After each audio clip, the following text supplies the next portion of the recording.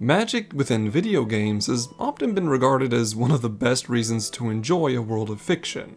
In our own reality, we need to rely on things like chemistry and physics to create blooms of fire or strike something at a distance. But in a world of fantasy, magic allows a person's knowledge and strength of will to become visible power. So, how do the magic jobs of Final Fantasy XIV stack up when there's a surplus of memes surrounding spellcraft in this MMO? Well, today we're going to reveal what the lore and jokes behind your favorite magic DPS says about your Warrior of Light, whether you knew it or not. Observing the schools of magic, we begin with the ever-popular Black Mage. Seeing as this job is older than me, I'm having a hard time being disrespectful to my elder. Black Mage had its first ever debut back in 1987 within the first ever Final Fantasy title, and has taken a variety of forms since then. But the thing that makes Black Mage special in Final Fantasy XIV is how it has the unique power to embarrass every other job in the game. Black Mage is a turret in this MMO. It stands still and deals heavy damage. That's it. And sure, while there's plenty of memes about Black Mages standing in AoEs and dying because of this, the opposite is so much worse. Because if a Black Mage is dealing more damage than you, and is passing mechanics that you keep failing at, how in the world is the turret more agile than you? Know your fucking place, trash!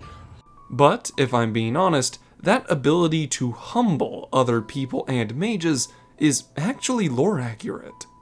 In the world of Final Fantasy XIV, black magic was originally created by a Lalafell named Shatoto. She alone, with her discovery of black magic, gave the country of Mach enough confidence to invade other nations during the 5th Astral Era. This would later become known as the War of the Magi, and to gain even more power, black magic was used to subjugate extremely powerful Voidsent and enslave them. It's even theorized that if the War of the Magi was allowed to continue, black magic would have won against white magic in the end. So, if your Warrior of Light has chosen the Black Mantle as their primary profession, they've foregone all the pomp and circumstance. What they draw upon is raw, undiluted power. Power that made a country crush its enemies without fear. Power that humbled demonic queens from the void. Power that will overwhelm anything in its path if given the chance. That is why it's so important for black mages to learn from the failures of Mach.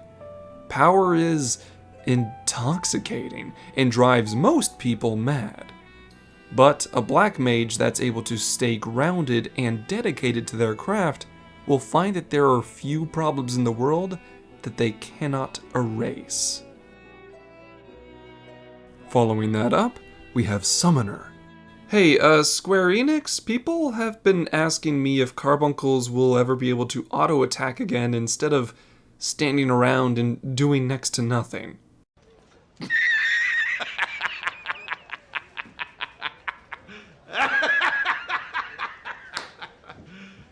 You serious? Oh boy, Summoner is still a hotly debated topic when it comes to its massive rework and changes. It went from being this complex job of balancing damage over time spells alongside burst windows to just rotating the same summoning windows over and over again. Some people say this made the job too simple and that a lot of its original charm is just gone. Others would retort that they were future-proofing this job so that it can shine even brighter in later expansions. Makes you wonder if they're going to be coming after the dots on Bard next.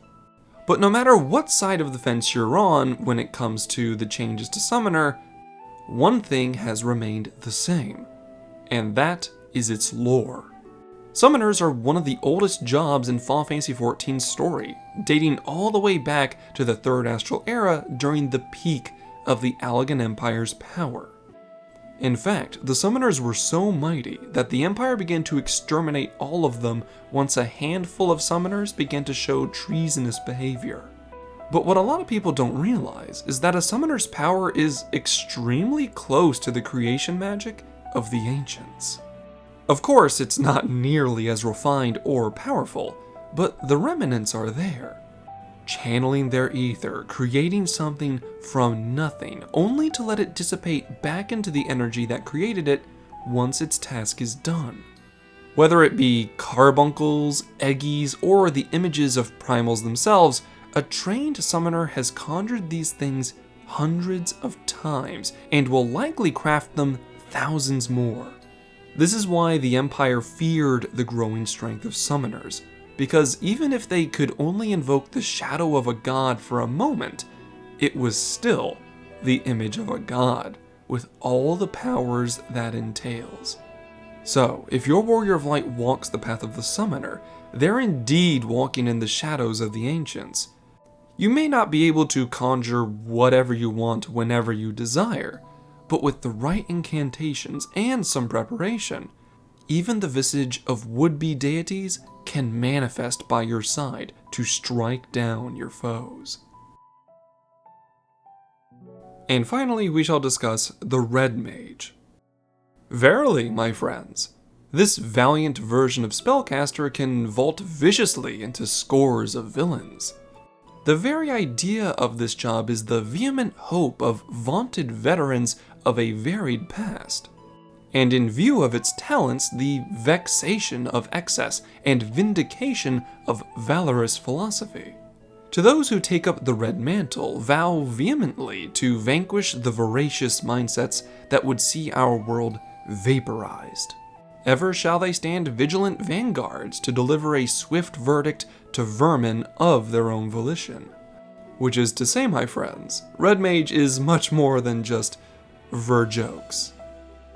In all honesty, Red Mage is a strange job, as its lore is separated into two distinct histories. Most people think only about the Alamigos Crimson Duelists when they imagine a Red Mage, but they were never the first Red Mages to walk Eorzea. Indeed, they themselves learned this trade from individuals who had already mastered this unique form of spellcraft, something that shuns the use of the world's ether.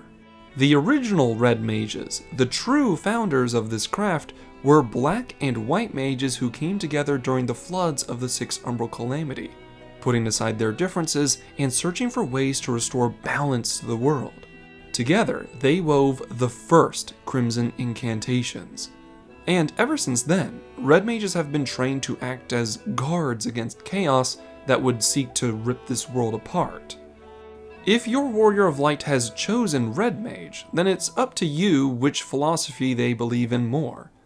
But whether you see yourself as a Crimson Duelist or a follower of the first Red Word, no matter what, your Warrior of Light has chosen the road of a Guardian. Red magic was born out of the desire for both atonement and balance.